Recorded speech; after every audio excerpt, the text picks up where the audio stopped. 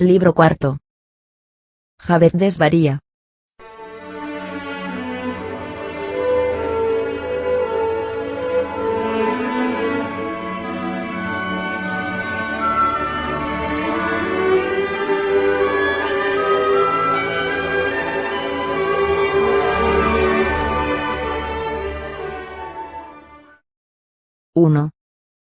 Javert.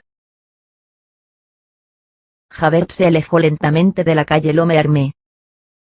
Andaba con la cabeza baja, por vez primera en su vida, y también por vez primera con las manos a la espalda. Hasta aquel día, Javert había solamente adoptado, de las dos actitudes de Napoleón, la que expresa resolución, con los brazos cruzados sobre el pecho; la que expresa incertidumbre, con las manos a la espalda, le era desconocida. Ahora, se había realizado un cambio. Toda su persona, lenta y sombría, llevaba el sello de la ansiedad. Se internó en las calles silenciosas. Sin embargo, seguía una dirección. Tomó por el camino más corto hacia el Sena, ganó el muelle de Ormes, lo costeó, dejó tras de sí la greve y se detuvo a alguna distancia del cuerpo de guardia de la plaza del Châtelet, en la esquina del puente Notre-Dame. El Sena forma allí, entre los puentes Notre-Dame y Change por una parte, y por otra entre los muelles de la Mégisserie y de las Fleurs, una especie de lago cuadrado, atravesado por un rápido. Este punto del Sena es muy temido por los marineros. Nada hay tan peligroso como este rápido, irritado en aquella época por los pilotes del molino del puente, hoy demolido. Los dos puentes, tan cercanos uno de otro, aumentan el peligro. El agua se precipita formidablemente bajo los arcos. Forma gruesos pliegues terribles, se acumula y se amontona.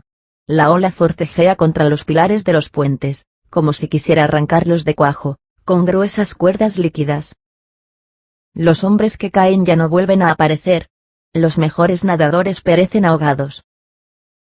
Javert apoyó sus dos codos sobre el parapeto, la barbilla en las manos, y mientras sus uñas se clavaban maquinalmente en sus patillas, se puso a meditar.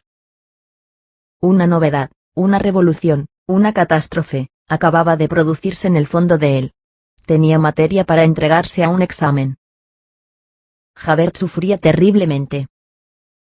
Desde hacía algunas horas, Javert había cesado de ser sencillo. Estaba turbado.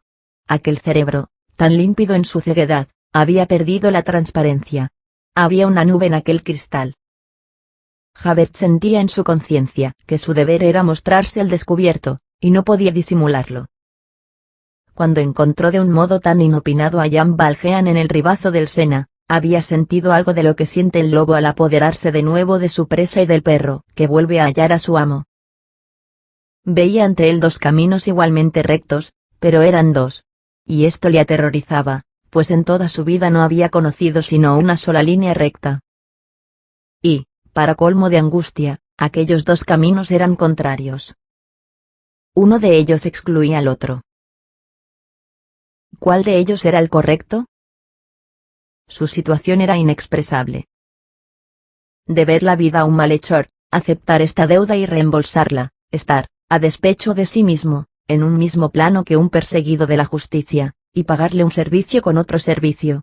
Dejarse decir, vete, y decir a su vez, sé libre. Sacrificar a motivos personales el deber, esa obligación general, y sentir en esos motivos personales algo de general también, y quizás algo de superior. Traicionar a la sociedad para permanecer fiel a su conciencia. Le aterraba que todos estos absurdos se realizasen y vinieran a acumularse sobre él. Una cosa le había sorprendido, y era que Jean Valjean le perdonase, y una cosa le petrificaba, y era que él, Javert, hubiese concedido gracia a Jean Valjean. ¿A dónde había llegado? Se buscaba y no se encontraba. ¿Qué hacer ahora? Entregar a Jean Valjean no estaría bien. Dejar a Jean Valjean libre no estaba bien. En el primer caso, el hombre de la autoridad caía más bajo que el hombre del presidio. En el segundo, un forzado subía más alto que la ley y le ponía los pies encima. En ambos casos había deshonor para Javert. En cualquiera de los partidos que pudiese tomar había caída. El destino tiene ciertos extremos cortados a pico sobre lo imposible, y más allá de los cuales la vida tan solo es un precipicio. Javert había llegado a uno de esos extremos. Una de sus ansiedades consistía en estar obligado a pensar. La misma violencia de todas esas emociones contradictorias le obligaba a ello. El pensamiento era cosa inusitada para él, y singularmente dolorosa. Hay siempre en el pensamiento una cierta cantidad de rebelión interior, y él se irritaba por tener aquello en sí.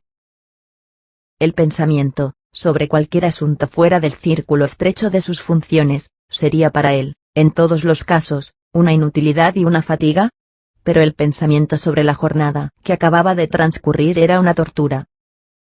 Era preciso, no obstante, mirar su conciencia después de tales sacudidas y dar cuenta de sí a sí mismo. Lo que acababa de hacer le producía estremecimientos.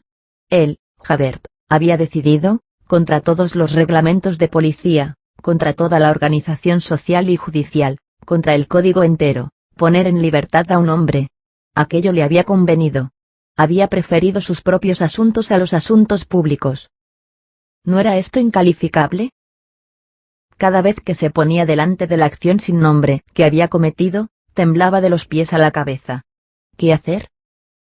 Solo le quedaba un recurso: volver apresuradamente a la calle Lhomme-Armé y prender a Jean Valjean.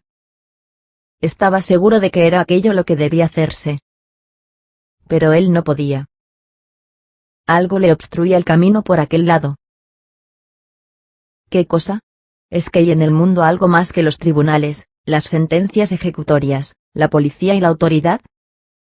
Javert estaba trastornado. Un presidiario sagrado. Un forzado inexpugnable para la justicia. Y por causa de Javert. ¿No era terrible que Javert y Jean Valjean, el hombre hecho para castigar y el hombre hecho para sufrir, que estos dos hombres, ambos sujetos a la ley, hubiesen llegado al punto de situarse por encima de la ley? ¿Cómo? Sucedían atrocidades de esta índole, y nadie era castigado. Jean Valjean, más fuerte que todo el orden social, se vería libre, y él, Javert, continuaría comiendo el pan del gobierno. Su reflexión se iba haciendo terrible. En esta dirección hubiera podido aún hacerse reproches con motivo del insurrecto conducido a la calle Filles du Calvaire. Pero no pensaba en ello. La falta menor se perdía en la mayor. Además, aquel insurrecto era evidentemente un hombre muerto, y con la muerte concluye la persecución. Jean Valjean, este era el peso que tenía sobre su conciencia. Jean Valjean le desconcertaba. Todos los axiomas que habían sido los puntos de apoyo de toda su vida se desplomaban ante aquel hombre. La generosidad de Jean Valjean hacia él le agobiaba. Recordaba otros hechos, que en otro tiempo habían sido calificados de mentiras y de locuras y que ahora le parecían realidades. El señor Madeleine reaparecía detrás de Jean Valjean, y las dos figuras se superponían de manera que formaban una sola, que era venerable. Javert sentía que en su alma penetraba algo horrible, la admiración por un forzado. ¿Es posible el respeto por un presidiario? Se estremecía ante tal pensamiento, y no podía sustraerse a él. Era inútil debatirse, se veía obligado a admitir que aquel miserable era sublime. Y ello le parecía odioso. Un malhechor benefactor, un presidiario compasivo, dulce, clemente, devolviendo el bien por el mal, devolviendo el perdón por el odio, prefiriendo la piedad a la venganza, prefiriendo perderse a perder a su enemigo, salvando al que le había herido, arrodillado en la cumbre de la virtud, más cercano al ángel que al hombre. Javert se veía obligado a confesar que ese monstruo existía. Aquello no podía continuar de aquel modo.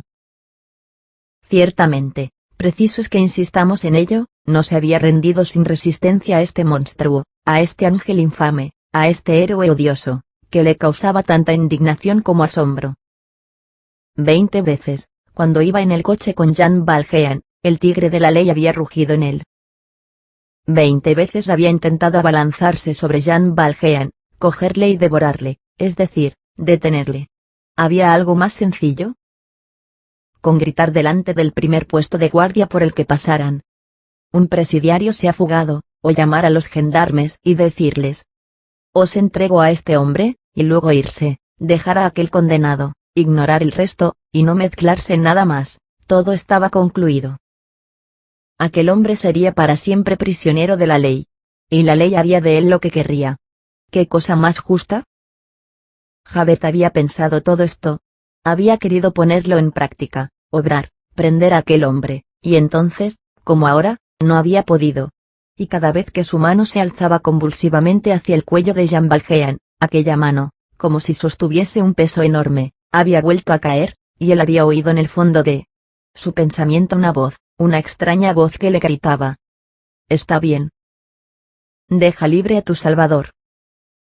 Luego hazte traer la jofaina de Poncio Pilatos y lávate las garras». Luego, en su reflexión, se examinaba a sí mismo, y al lado de Jean Valjean ennoblecido se veía a sí mismo degradado.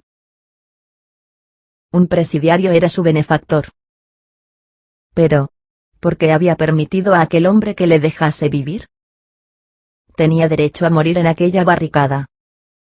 Hubiera debido usar este derecho. Llamar a los otros insurgentes en su auxilio contra Jean Valjean, hacerse fusilar por la fuerza. Valía más así. Su suprema angustia era la desaparición de la certidumbre. Se sentía desenraizado. El código no era ya más que papel mojado en su mano. Tenía que habérselas con escrúpulos de una especie desconocida. Se producía en él una revelación sentimental enteramente distinta de la afirmación legal, su única medida hasta entonces. Permanecer en la honradez antigua no bastaba ya. Todo un orden de hechos inesperados surgía y le subyugaba. Todo un mundo nuevo aparecía en su alma, el beneficio aceptado y devuelto, la abnegación, la misericordia, la indulgencia, las violencias infligidas por la piedad a la austeridad, la aceptación de las personas. No más condenas definitivas, no más sentencias, la posibilidad de una lágrima en los ojos de la ley. Una justicia de Dios contraria a la justicia de los hombres. Descubría en las tinieblas la imponente salida de un sol moral desconocido. Había en él horror y deslumbramiento. Búho obligado a miradas de águila. Se decía que era cierto, que había excepciones, que la autoridad podía desconcertarse, que la regla podía retroceder delante de un hecho, que todo cabía en el texto de la ley, que lo imprevisto se hacía obedecer, que la virtud de un presidiario podía tender una trampa a la virtud de un funcionario, que lo monstruoso podía resultar divino, que el destino tenía esta clase de emboscadas, y pensaba con desesperación que él mismo no estaba al abrigo de una sorpresa. Estaba obligado a reconocer que la bondad existía. Aquel presidiario había sido bueno. Y él mismo, cosa inaudita, acababa de ser bueno. Así pues, se iba depravando. Se creía cobarde. Tenía horror de sí mismo. Lo ideal, para Javert, no era ser humano, ser grande, ser sublime. Era ser irreprochable. Y acababa de cometer una falta. ¿Cómo había llegado a ello? ¿De qué modo había sucedido aquello? Cogíase la cabeza con las dos manos, pero a pesar de sus esfuerzos, no conseguía explicárselo.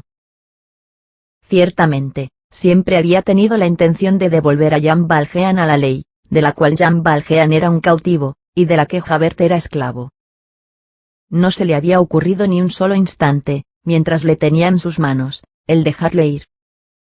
Su mano se había abierto y le había soltado, en cierto modo contra su voluntad. Toda suerte de enigmáticas novedades se entreabrían ante sus ojos. Se formulaba algunas preguntas, y luego se respondía a sí mismo. Y sus respuestas le asustaban. Se preguntaba, este presidiario, este desesperado, a quien he perseguido sin cesar, que me ha tenido bajo sus pies, que podía vengarse, que debía hacerlo tanto por rencor como por seguridad, dejándome la vida, perdonándome. ¿Qué ha hecho? Su deber. No. Algo más. Y yo, al perdonarle, a mi vez. ¿Qué he hecho yo? Mi deber. No. Algo más. ¿Existe, pues, algo más que el deber? Al llegar a este punto, se asustaba. Su balanza se dislocaba. Uno de los platillos caía en el abismo y el otro se iba al cielo. Y Javert no temía menos al que subía que al que bajaba. Sin ser en absoluto lo que se llama volteriano, o filósofo, o incrédulo, sino por el contrario, respetuoso, por instinto, con la Iglesia establecida. No la conocía más que como un fragmento augusto del conjunto social. El orden era su dogma, y le bastaba. Desde que tuvo edad de hombre, y empezó a desempeñar su cargo, cifró en la policía casi toda su religión, siendo, y aquí empleamos las palabras sin la menor ironía y en su acepción más seria, espía como es sacerdote. Tenía un superior, el señor Gisquet. Y hasta entonces no había pensado en ese otro superior, Dios. Sentía inopinadamente a ese nuevo jefe, Dios, y experimentaba turbación. Estaba desorientado por aquella presencia inesperada. No sabía qué hacer de aquel superior, él, que no ignoraba que el subordinado está obligado a inclinarse siempre, que no debe ni desobedecer, ni censurar, ni discutir, y que delante de un superior el inferior no tiene otro recurso que su dimisión. Pero, ¿de qué modo arreglárselas para entregar a Dios su dimisión? Fuera como fuese, siempre volvía a este punto, y el hecho predominante era que acababa de cometer una espantosa infracción. Acababa de cerrar los ojos delante de un condenado reincidente, escapado de presidio. Acababa de liberar a un presidiario. Acababa de robar a las leyes un hombre que les pertenecía. Había hecho esto. No comprendía nada más. No estaba seguro de sí mismo. Las razones mismas de su acto escapaban a su percepción, y le producían vértigo. Había vivido hasta este instante con la fe ciega que engendra la probidad tenebrosa. Esta fe le abandonaba, y la probidad, por consiguiente, le faltaba. Todo lo que había creído se disipaba. Verdades que no quería escuchar le asediaban inexorablemente. En adelante era preciso ser otro hombre. Sufría los extraños dolores de una conciencia bruscamente operada de cataratas. Veía lo que le repugnaba ver. Se sentía vacío, inútil, dislocado de su vida pasada, destituido. La autoridad había muerto en él. No tenía ya razón de ser. Qué terrible situación la de sentirse conmovido. Ser de granito y dudar. Ser la estatua del castigo, fundida de una pieza en el molde de la ley, y descubrir súbitamente que bajo el pecho de bronce hay algo, absurdo y rebelde, que se asemeja casi a un corazón. Llegar a devolver bien por bien, aunque hasta aquel día se hubiese creído que aquel bien era el mal. Ser el perro guardián y lamer. Ser el hielo y fundirse. Ser la tenaza y convertirse en la mano. Sentir de repente que los dedos se abren. Soltar la presa. Horrible situación. El hombre proyectil que no sabe ya su camino y retrocede. Estaba obligado a confesarse esto, la infalibilidad no es infalible, puede haber error en el dogma. No todo ha sido dicho después de que haya hablado un código. La sociedad no es perfecta. La autoridad está llena de vacilaciones. Es posible un crujido en lo inmutable. Los jueces son hombres. La ley puede equivocarse y los tribunales pueden errar. Es como ver una grieta en la inmensa bóveda del firmamento. Lo que le sucedía a Javert era el fanpaux de una conciencia rectilínea, el descarrilamiento de un alma, el aplastamiento de una probidad irresistiblemente lanzada en línea recta, que se rompe en Dios. Ciertamente, todo esto resultaba extraño. Que el chofer del orden, que el mecánico de la autoridad, subido al ciego caballo de hierro, pueda ser desmontado por un golpe de luz. Que lo inconmutable, lo directo, lo correcto, lo geométrico, lo pasivo, lo perfecto, pueda vacilar. Que exista para la locomotora un camino de Damasco.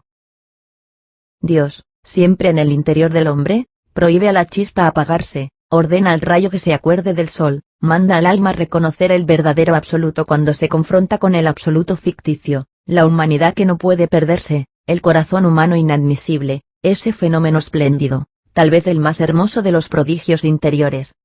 ¿Lo comprendía Javert? ¿Lo penetraba Javert? ¿Se daba cuenta Javert? Evidentemente, no. Pero bajo la presión de ese hecho incomprensible que no admitía discusión sentía que su cráneo se entreabría. Era menos el transfigurado que la víctima de este prodigio. Lo sufría, exasperado. No veía en todo aquello más que una inmensa dificultad de ser. Le parecía que en adelante su respiración sería dificultosa para siempre. No estaba acostumbrado a tener lo desconocido sobre su cabeza. Hasta entonces, todo lo que tenía por encima de sí había sido para su mirada una superficie neta, simple, límpida. No había nada ignorado ni oscuro. Nada que no fuera definido, coordinado, encadenado, preciso, exacto, circunscrito, limitado, cerrado. Todo estaba previsto. La autoridad era una cosa llana. No había ninguna caída en ella, ningún vértigo delante de ella. Javert no había visto jamás lo desconocido más que abajo. Lo irregular, lo inesperado, la apertura desordenada del caos, resbalar hacia un precipicio, era el hecho de las regiones inferiores, de los rebeldes, de los malvados, de los miserables. Ahora, Javert se echaba atrás, y se asustaba bruscamente por esta aparición inaudita, un abismo en lo alto. ¿Cómo? El defecto de la coraza de la sociedad podía ser encontrado por un miserable magnánimo. ¿Cómo? Un honrado servidor de la ley podía verse de repente cogido entre dos crímenes, el crimen de dejar escapar a un hombre y el crimen de detenerle. No todo era cierto en la consigna dada por el Estado al funcionario. Podían surgir dificultades en el deber. ¿Cómo? ¿Era real todo esto? ¿Era cierto que un antiguo bandido, doblado por las cadenas, pudiera alzarse al fin y acabar por tener razón? ¿Era creíble? Así pues, había casos en los que la ley debía retirarse ante el crimen transfigurado en balbuceo de excusas. Sí, era posible. Y Javert lo veía. Y no solamente no podía negarlo, sino que estaba implicado en ello. Eran realidades. Era abominable que los hechos reales pudiesen llegar a una deformidad tal. Si los hechos cumpliesen con su deber, se limitarían a ser las pruebas de la ley. Los hechos los envía Dios. ¿Es que ahora la anarquía iba a bajar de lo alto? Así, y en el aumento de la angustia, y en la ilusión óptica de la consternación, todo lo que hubiera podido corregir y restringir su impresión, se borraba, y la sociedad, y el género humano, y el universo, se resumían en adelante ante sus ojos en una alineación simple y repugnante: la penalidad, la cosa juzgada, la fuerza debida a la legislación, las detenciones de los tribunales, la magistratura, el gobierno, la prevención y la represión, la sabiduría oficial, la infalibilidad legal, el principio de autoridad, todos los dogmas sobre los que descansa la seguridad política y civil, la soberanía, la justicia, la lógica que brota del código, lo absoluto social, la verdad pública. Todo esto no era más que escombro, montón, caos. Él mismo, Javert, el vigilante del orden, la incorruptibilidad al servicio de la policía, la providencia dogo de la sociedad, vencido y derribado. Y sobre toda esta ruina un hombre en pie, con el gorro verde en la cabeza y la aureola en la frente. A este trastorno había llegado. En el alma tenía esta visión espantosa. ¿Era aquello soportable? No. No había sino dos modos de salir de tan violento estado. La primera, ir resueltamente a casa de Jean Valjean y prender al reo. Y la otra. Javert abandonó el parapeto y, con la cabeza alta esta vez, se dirigió con paso firme hacia el cuerpo de guardia indicado por un farol en una de las esquinas de la plaza del Châtelet. Al llegar allí, descubrió a través del cristal a un guardia municipal, y entró. Solo en el modo como se empuja una puerta de un cuerpo de guardia se reconocen entre sí los hombres de la policía. Javert se dio a conocer, mostró su tarjeta al sargento y se sentó a una mesa en la que ardía una vela.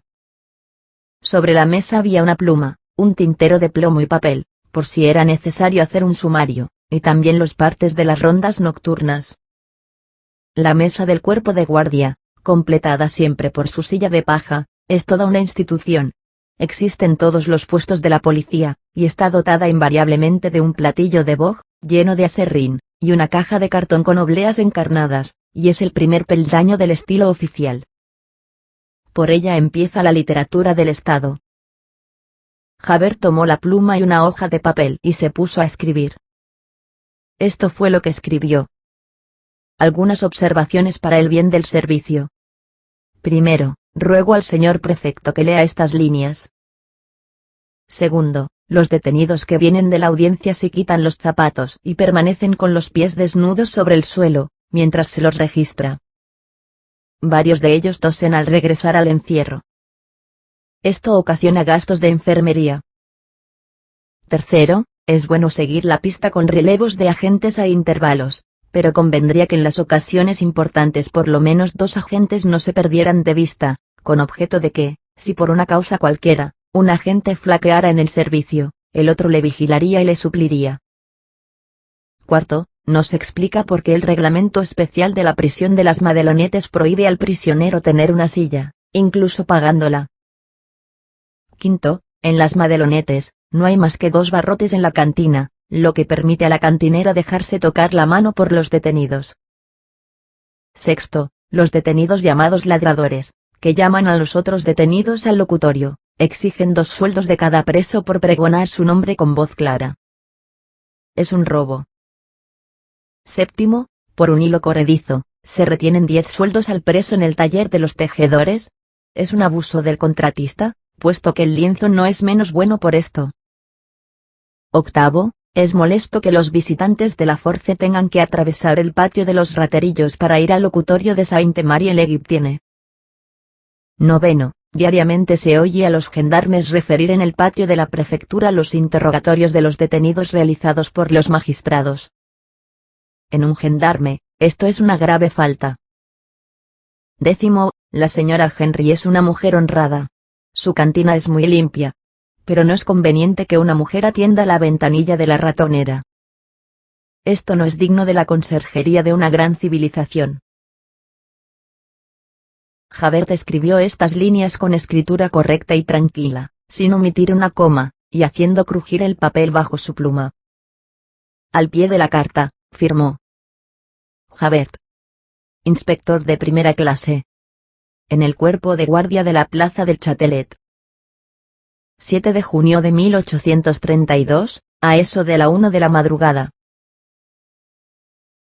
Javert secó la tinta, dobló el papel como una carta, lo selló y escribió encima: nota para la administración.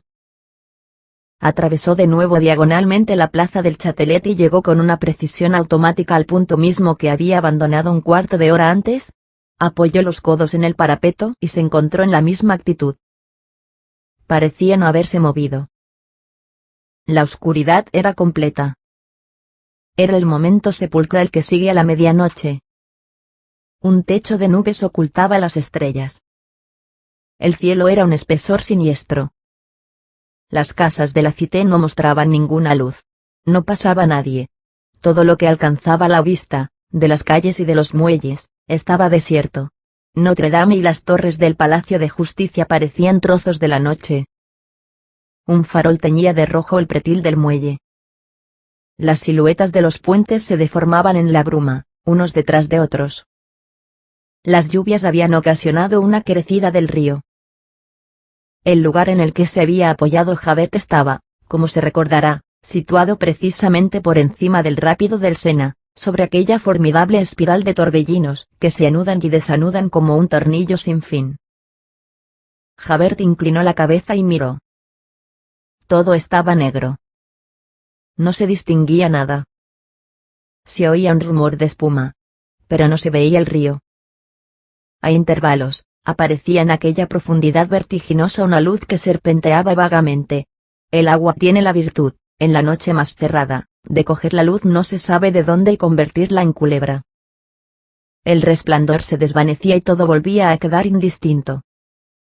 La inmensidad parecía abierta allí. Lo que había debajo no era agua, era un abismo. La pared del muelle, abrupta, confusa, mezclada con el vapor, producía el efecto de una escarpa del infinito. No se veía nada, pero se sentía la frialdad hostil del agua y el olor especial de las piedras mojadas. Un hálito salvaje subía de aquel abismo. La crecida del río, que se adivinaba más que se percibía, el trágico murmullo de la ola, la enormidad lúgubre de los arcos del puente, la caída imaginable en aquel vacío oscuro, toda aquella sombra estaba llena de horror.